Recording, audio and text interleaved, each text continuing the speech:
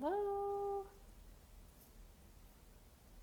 Hello, everyone. Happy Wednesday. So great to be here with you. Oh, tomorrow is Thanksgiving. What the heck is happening to this year? It feels like it is flying by. I'm just getting my notes ready over here. Okay, cool. Um, okay. If you are here, can you just let me know if you can see and hear me okay? Just want to make sure I'm coming through. I got like a weird little notification from Facebook. Okay. Um, so if you are watching this back, please let me know where you're calling from. I would love to hear about you and your practice and who you work with, where you are. Today, we are going to be talking about how to simplify your marketing for a full practice. I'm so excited to talk about this. But welcome. If you are new to my world, I'm Emma, and I am a business strategist for therapists. And I help impact driven therapists build and grow practices that really give back to you, where you can have time freedom, financial freedom, potentially location freedom if that's something that you want. And you can engage in self care. That was something that was very foreign to me for a long time when I worked in community mental health and when I worked with insurance and private practice. So I have been in private practice around 10 years. It's a job that I just love and feel so strongly about, especially being a private pay therapist, because you have so much freedom. I work 2.5 days a week. I charge $250 a session. I work with clients that just light me up, that I just absolutely love. So I want this for all of you, and this is something I'm really passionate about helping therapists achieve, whatever kind of practice works for you. So if you are serious about growing your private pay practice, I would love to chat with you. I will put the link to book a call with me. It's a totally no pressure call in the comments of this, and we can talk about how to make this a reality for you. So let's get into it. So today we are talking about how to simplify your marketing for a full practice. So if you are thinking about or trying to market your practice, you may be feeling completely overwhelmed with the gazillions of strategies you've been told to implement. It probably feels anything but simple, really, for you. I get this. You may have been told to work on your SEO or run Google ads or Facebook ads. This is actually a big one I've seen recently. I don't know if you guys have heard about this, but I've heard about people doing just like done for you Facebook ads, and you don't have to lift a finger and all of it will be done for you. And then I've heard horror stories about people getting absolutely no clients from this. So steer clear. I would say if you see something that feels too good to be true, it often is too good to be true. Maybe you've been told you need to jump on social media and have business cards and do networking, or hire someone to build your website, or make an email list that you send stuff to. My head is spinning just thinking about all of these possibilities and options, and it feels so confusing. And probably more research into what you should be doing just leaves you feeling more overwhelmed and confused about what direction to take, and like you wish someone would just kind of do it all for you, so you stop having to sort through all of this yourself. When I first started my practice, I was also so overwhelmed that I did a lot of everything, and I seriously burnt myself out doing it. So I did things like I went to networking events. I handed out business cards to everyone under the sun. I gave talks at places that were totally not to my ideal clients. I was giving talks at law firms, and cool that I was getting out there and I was practicing, but I was marketing without strategy, and I was marketing in a way that was really burning me out rather than in a way that was strategic and aimed at helping my ideal client find me. I was really falling victim to the trap of having to be present everywhere in order to feel like I was going to be seen, rather than trying to be present in the few places my ideal client might be looking for me. So that was my problem. And if you're anything like I was, you're either kind of like doing all of those things, or maybe you're feeling totally paralyzed and it feels like I don't even sort of know what to do or where to start with this. And either way, the results are the same. You're not really growing your practice. It feels like you're throwing spaghetti at the wall. You're totally confused. So here's the truth. It is entirely possible to spend just 1 to 2 hours a week doing simple marketing and be full in your practice. And yes, it takes a bit of work to get there to that point where you can do that. But this is what I have done for years. And right now I'm not really doing any marketing for my practice and I have stayed full. So the amount of time you spend marketing does not necessarily equal more private pay clients. And you really do not need to be dumping money monthly into having someone do your website or ads or SEO. I think this is an awful way, honestly, because it takes all of the power out of your hands to do your own marketing and to know what's bringing in clients.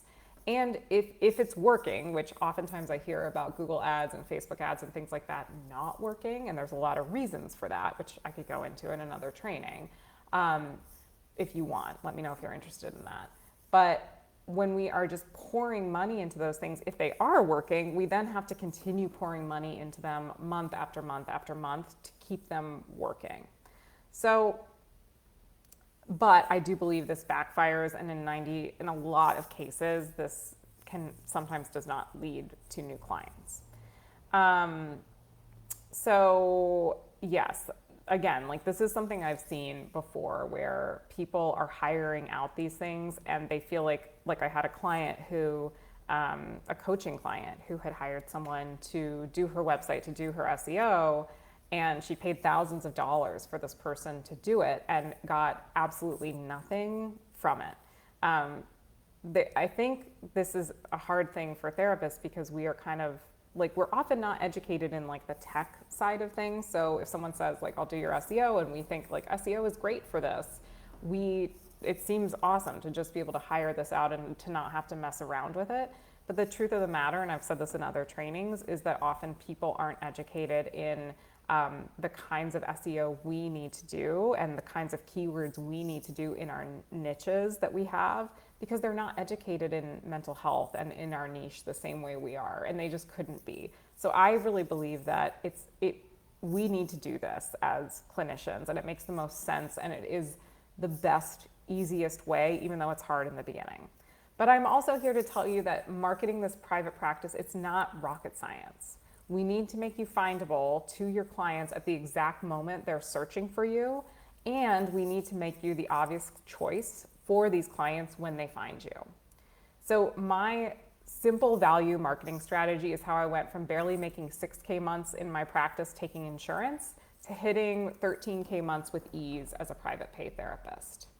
And this involved being findable to clients, giving great service, not being burnt out as a therapist, and giving value on my website to clients before they even met me, which I've gone over some of these in other trainings. And if you are interested in things like SEO or how to be findable, I do talk about that in other trainings.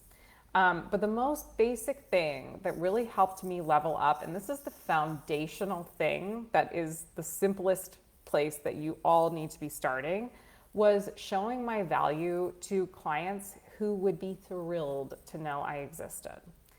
So let's talk about how we do this and what this means.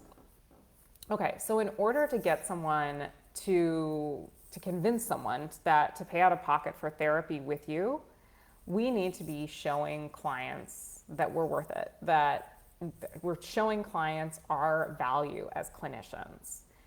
People will always pay for things they need and things that they see as valuable, and we've talked about that in other trainings. I won't even get into all the crazy things people pay for that they do not need. If you ever, want to think about this, go look at how much it costs to do a baby naming service or something like that. People will pay extravagant amounts of money for a lot of different things. Therapy is often something people really do. A lot of people really value it, and a lot of people see it as something they actually need. It's not even always just a nice to have. Sometimes it's a need to have. So absolutely, people will pay for this. And again, like our climate is changing in terms of it is harder today probably to fill a private pay practice than it used to be. And there will always be people willing to pay out of pocket for therapy. So it's really not a matter of whether people are gonna pay, it's knowing how to attract the people who value therapy enough and want a good service and want a good relationship with their therapist that, like, of course they're gonna pay. Because the people who really value therapy and are really wanting to work with a specialist, they're willing to pay out of pocket. I want you to think about, like, if like Liz Gilbert, for example, were looking for a trauma therapist. Do you think she'd be like scouring insurance lists? This is something I've talked about before. No, she would not be. She would be finding the best trauma therapist. She'd be finding someone she connected with. So the way to attract these clients who are willing to pay out of pocket for therapy is we have to showcase you as the specialist that they've been looking for. This allowed my client Sarah to have a booked out schedule with a wait list and have clients be willing to rearrange their entire schedules to work with her. Self-pay clients are willing to pay for a specialist, someone they see as the best of the best in their fields. This is where that phrase, the riches are in the niches, really comes from. Because if we narrow down and if we are like the specialist in our field, like those right fit clients are going to feel seen by us. They're going to be attracted to us way over like someone who is a generalist.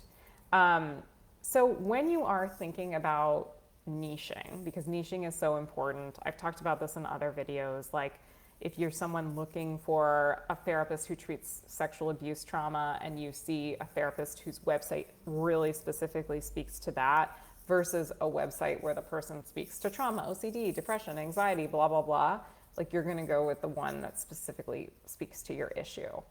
But so when you're thinking about niching down, I want you to be thinking about a niche, not just being something like EMDR, not just being something like, couples or something like that. Like a niche is the pain your client is in when they're coming to therapy. And this, in there we might have aspects of like, we can be narrow, and it's good to be narrow with like, what is the population we're thinking about, really having a picture of that ideal client and who they are. But we really want to be, when we're writing to them, which is what we're going to be talking about today, like how to write to these people, we really want to be writing to them from the place of thinking about the pain they are coming into therapy with and how they are describing the pain, how they themselves think about the pain, not our clinical analysis of the pain, which can be a really hard thing to do. So this goes way beyond, we don't need to just have a niche. We really want our web copy to portray you as this specialist. So the first thing I do with my clients is we get super clear on the person and the problem that they're wanting to treat. So I want you, if you're kind of thinking about this right now, to really think about this, like who is that group of people you really get? What group of people you've worked with in the past has lit you up? Are there specific clients who have really valued your work, who have told you it's changed their lives, that you felt that really strong, intense connection with, as I know we all have as therapists at times? Are there problems or struggles that you relate to, that it feels like you have a passion for helping this thing? Sometimes, like a lot of cases, we are our ideal client. I'm definitely my ideal client. So that's okay if that's you. What have you been told that maybe you're good at doing? So then I want you to be thinking about like, what is the pain that this person is in? And get really clear on it. Get really clear on this ideal client. What does she do every day? Who does she talk to? Where is she? What does she try to do to solve her problem before coming to you? And think about how she's actually describing her problem, not using clinical jargon. This is the biggest mistake I see. So someone is probably, okay, so I'll give kind of an example, and this is something I believe I did when I was beginning to write my website. So a person is probably not saying to their friend on the phone, like, oh God, I'm just suffering from post-traumatic hypervigilance and avoidance, and I have a narrow view of my future. And, like, no, they're not talking about their problem that way. And so that is not how we want to be talking about their problem on our website. They're probably being like, oh, I'm just so nervous all the time, and I just feel so on edge. Like, they're probably saying things like, oh, I just can't sleep at night. I can't stop thinking about it. I know I'm safe now, but I can't stop thinking about this. So we want to be using that kind of language on our website, and we want to be specific, and we want to be giving examples and images and stories to really like evoke something in our clients. We don't want to sound like a weird, dumb, medical, cold, DSM, punitive sort of textbook. So we want to write to them through this lens of like a human being. Like, we are a human being, they're a human being. We're not in some clinical ivory tower above them, diagnosing them and trying to tell them about their pain. The most important part of your website is going to actually be describing and relating and empathizing with the pain this person is in. So, okay. Then I want you to also be thinking about like what that person is wanting from therapy with you in their own words. So instead of, talking about like how this person is going to be able to utilize mindfulness and coping skills in order to better regulate their emotion, we might be talking about, how this person is going to feel like be able to sleep at night, how they'll be able to, go into a meeting and not feel like their throat is clenched with nervousness every time. So we want to be, again, in all of this, like using that client language. Think about describing things in a way that, like, if you were trying to explain how someone with one of these symptoms felt, like how you would explain it to a kid, like someone you met, like a sixth grader at a party or something like that. Or if you're trying to describe something a little complex, like on a service page, if you were trying to talk about EMDR therapy, I'm using a lot of trauma examples because that's in my wheelhouse. Maybe that is something like how you would break it down to describe EMDR. And first of all, why it's relevant. Like, that's the first part you want to do, is kind of get their buy-in, like explaining to them, you're going through XYZ, you're feeling these things, and you want these things. Here's why this EMDR therapy would be good, and describing it again as if you're talking to a young person, not using clinical jargon.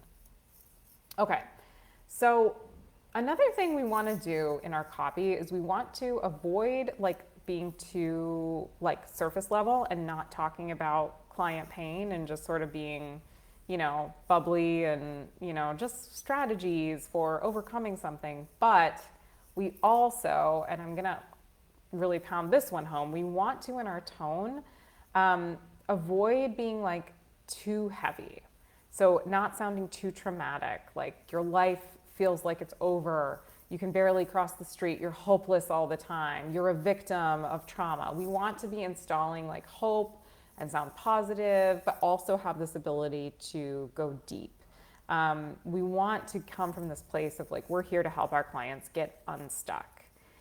So another thing we want to do is like avoid platitudes. Something I see a lot, and that I did a lot, probably still have some on my website like this, is things like on your website, like, I, live your dream life, or embody the biggest version of yourself, or come home to your true self. Like, these are things I see a lot because sometimes it can feel hard to describe the transformation that happens in therapy. So instead, we want to really work on being specific with using things like, I help my clients communicate with their partners so that they can either move forward in their relationship or take the steps needed to move on. I help my clients recover from emotional eating so that they can stop thinking about food all the time and have brain space for their families, friends, and a career that lights them up. We want to be very specific. If you're wondering about how to be specific about these things. One thing I would say is if there are like if there are books on Amazon that are about your niche or about your ideal client or about their symptoms, go to the review section and see how people are talking about like what they got from the books. Like, did they get an ability to eat intuitively or accept their body or what is it? Or like, and then use that in your copy. Okay. Another thing you really want to do is you want to be avoiding like too many like buzzwords or kind of a tone that feels like unprofessional or like girl or vibes or I'm slay queen, like the stuff. I'm so out of touch. The stuff people might say that is not really going to stand the test of time. This can look a little bit unprofessional. It doesn't really wear well. But you also really want to be showing your personality, your ability to relate. You want to be coming across as warm, not just like another clinical doctor. You can include things about like what you, on your about page, or if there's little segments about you on your website, what do you do outside of therapy? And don't be afraid to really step into like what makes you different as a therapist, like the way you might think about this problem. Like how is it different from how the broader medical community thinks about it? How is it different than how pop culture sees it? How is your take different from other therapists even? Don't be afraid to talk about that on your website. People love that. And even talking about like, why are you passionate about this? Why does this light you up? Why is this important to you? Stay in that zone. And of course, you can talk about your credentials, but that should not be front and center. That can be lower down on the page, like for the people who really care. But people really don't care about your credentials usually. So with like my client Sarah that I was talking about before, we did all that. I reviewed and audited her website, making sure it was very appealing to those clients and also full of the keywords that would help them find her, because that's really important for being found as well. But the people finding her were so excited that she existed and felt so seen by her, which is so possible. And it's really what I want for all therapists, is to have that. So when you are thinking about writing your copy, I guess some of the biggest things I would like to tell you in terms of like helping people see your value is, number one, really make sure to talk in their language to their specific pain, using stories, using specifics, using examples. And that is huge. Like if you can really paint someone's problem in a very clear way so that they feel like you get them and they feel empathy from you, they're going to trust you. They're going to trust you to be able to solve the problem. They don't care about all the like tactics or modalities you're using. So this is the most important part, I would say. And then be talking about also their goals in a way that they would talk about their goals, not the way you think about their goals. They're not caring about necessarily, being able to tolerate emotional distress. They're wanting to like be able to, get on with their day after, their boss yells at them or something like that. Like, I don't know what niche that would be, but you know what I mean? Like that is the way they would be thinking about this. Don't be afraid to also show your personality and your humanness and how you talk about and think about this issue in a way that might be different from other people. And another thing I will say is have calls to action throughout your website. And this, what I mean by call to action, is like a button that says like book a call now or begin therapy or something like that. Like make it easy for them to take the next step. And I mean, if you can have a calendar on your website that lets them schedule a consult right there, a video consult is best, but any kind of consult is fine. This is awesome. Something like Calendly, you can do this for free on your site, 15-minute consults with them. But just make it clear for them like how to take the next step to get in touch with you. Okay, so this simple value strategy that we've been talking about today that allows your clients to see your value clearly, it really sets the foundations of a simple marketing plan. And it's a pillar of my formula, establishing expertise, where we establish you as the rock star expert therapist that you are, so that private pay clients are lining up to work with you. We also focus on Kismet findability. So it's another one of my pillars where we help you be found by your ideal client without you needing to burn yourself out or be visible everywhere. And we do this through helping your website be findable to them, helping your Google business profile be findable to them, helping you be known as an expert in your community through like letting yourself be known to people in a way that's very strategic. So once you've done this, like you're not out there seeking out clients. Clients are coming to you without you really feeling like you're having to try very hard. The last thing we really focus on is called embodied support. So this is helping you feel supported by your practice, helping you like your practice, have the hours you want to work, those are the hours you work, charging a fee that really makes sense and feels good to you, as well as giving value to and support to your current clients and future clients as well, before they even meet you, them seeing your value. And that's some of what we've talked about today as well. So I will put the link to book a call for anyone who's interested in chatting more. But it has been lovely being here with you today, and let me know if you have any questions, and I look forward to connecting with you soon. Bye.